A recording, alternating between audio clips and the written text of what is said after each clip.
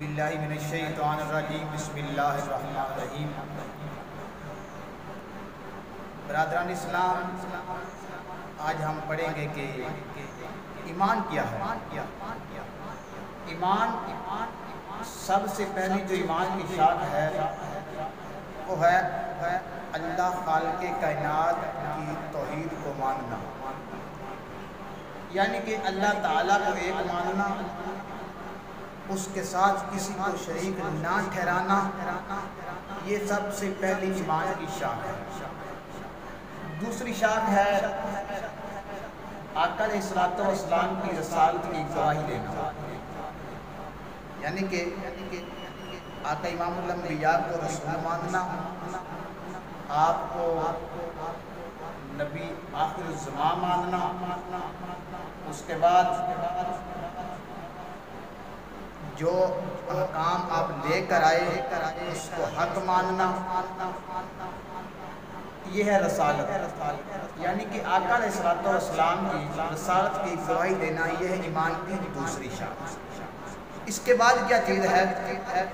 اس کے بعد ہے اللہ رب العالمین نے جتنے بھی فرشتے تخلیق فرمائے،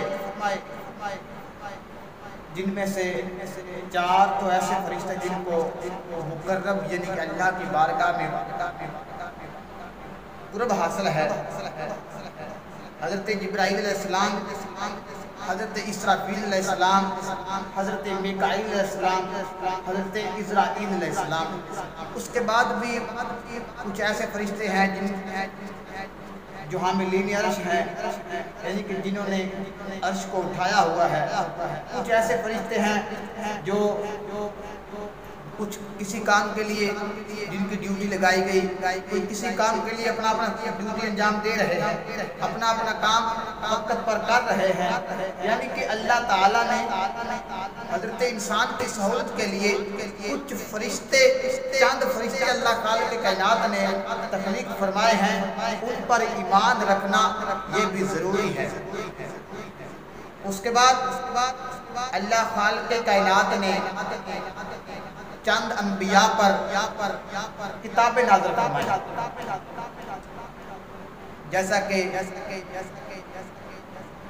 تورات، زبور، انجیل اور قرآن مجید۔ ان میں سے کسی ایک کتاب کا بھی انکار کر دینا یہ دار اسلام سے خارج ہو جاتا ہے۔ اگر ان 4 کتابوں میں سے کسی ایک کا بھی انکار کر دے گا تو انسان دائرہ اسلام سے خارج ہو جائے گا، دائرہ اسلام سے خارج ہو جائے گا۔ لہذا ان 4 کتابوں کو حق ماننا، اللہ کی طرف سے ماننا، اور اللہ رب العالمین کی بھیجی ہوئی اور حق کتاب ماننا یہ ہمارے لیے ضروری ہے۔ اس کے بعد کیا چیز ہے کہ قیامت کے دن پر ایمان رکھنا یہ بھی ضروری ہے۔ قیامت کے دن پر ایمان رکھنا یہ بھی ضروری ہے، یعنی کہ قیامت والے دن کیا ہوگا، کوئی صراط ہوگی، جنت دوزخ ہوگی، اور نامہ اعمال کے لیے ایک ترازو میدان عمل میں لایا جائے گا، یعنی کہ ایسی چیزوں کا ماننا، ایسی چیزوں پر ایمان رکھنا یہ ہمارے لیے ضروری ہے۔ اس کے بعد کیا چیز ہے؟ اس کے بعد ہے اچھی اور بری تقدیر پر، یعنی کہ اگر کسی کے ساتھ اچھا رویہ اختیار کیا جائے، اگر کوئی انسان اچھا کام کر لیتا ہے اس کو اللہ کی طرف منسوب کرنا یہ بھی ہمارے ایمان کا ایک حصہ ہے، یہ بھی ہمارے ایمان کا ایک حصہ ہے، یہ بھی ہمارے ایمان میں شامل ہے، یہ بھی ہمارے ایمان میں داخل ہے۔ اس کے بعد کیا ہے؟ اگر کوئی انسان برا فعل کر لے، برے کام کی نسبت تو اللہ کی طرف نہیں کرنی چاہیے، لیکن اگر کوئی انسان برا فعل کر لیتا ہے اس پر بھی ہمارا ایمان ہے کہ اللہ کی رضا تو یہ نہیں،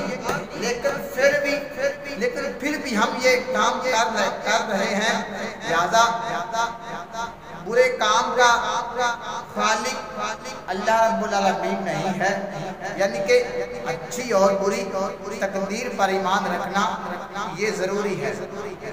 اس کے بعد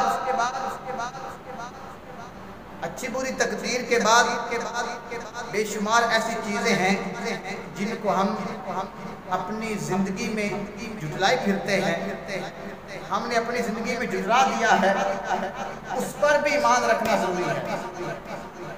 تو برادران اسلام، میرا آپ سے یہ میسج ہے کہ ایمان کو سمجھیں۔ آخر ایمان کیا چیز ہے؟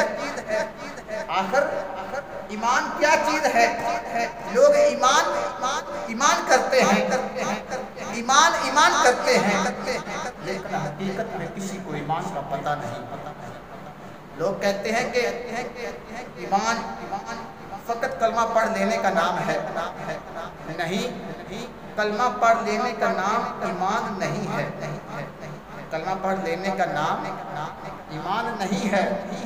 ایمان آقا امام الانبیاء کے اصولوں کے مطابق زندگی گزارنا، آقا امام الانبیاء کے طور طریقے کے مطابق اپنی زندگی بسر کرنا، اس چیز کا نام ایمان ہے۔ تو برادران اسلام، امید کرتا ہوں آپ کو میری یہ گفتگو پسند آئی ہوگی۔ اللہ حافظ۔